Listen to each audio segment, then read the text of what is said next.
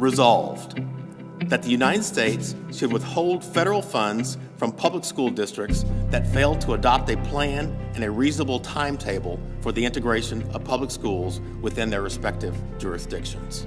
The topic is, in broad sense, education and integrating schools in the United States of America and in Oklahoma. This year's topic was education as a whole, so this public debate is kind of an offshoot of that. We are talking about education, but we are also focusing on integration. I'm on the negative side, and for the negative, I'm not arguing that integration is a bad thing. I'm just arguing that there's better ways to solve educational inequality and things like that through different means instead of just putting everybody together.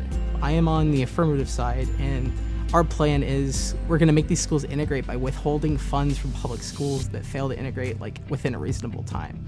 The students in the public debate are getting to be on a bigger stage than they've ever been on before.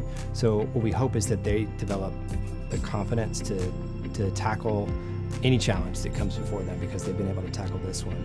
I've done a lot of preparation on this along with CJ over there, and we've just honestly had a super great time just doing a lot of research, preparing, making sure speeches were just great.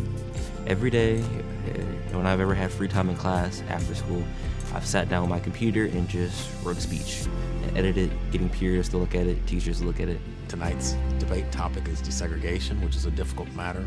To see them grapple with something difficult, come to reasoned and rational conclusions, be able to articulate those, and be able to, at the same time, entertain oppositional thoughts.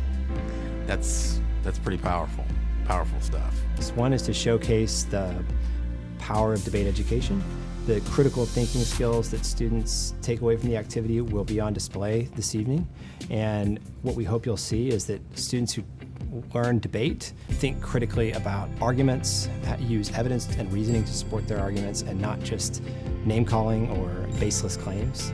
Well, critical thinking is perhaps the greatest skill that a student can possess. And what better way to teach critical thinking than debate? Learning a subject matter, being able to present that, being able to defend it, being able to counter other people's arguments, and doing so in a rational and civil way.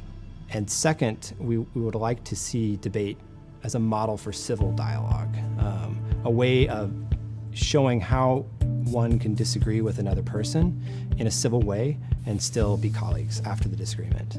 Debate has honestly just taught me that, in 2018, people who have, researched and educated themselves on a certain topic can sit down and have a conversation without just hate. And that's something we need right now. I believe that one of the biggest struggles with today is listening skills, and I believe that debate has made me a critical listener instead of just a critical thinker, because I personally believe that's one of the hardest parts of debate is listening, not exactly argumentation. You have to listen to what the other side's saying, or you can't have a constructive debate, and a lot of people actually end up missing that. Most important, I believe that it allows you to be able to reasonably see from the other person's side and not think that you're just crazy or out of their mind for arguing a certain position.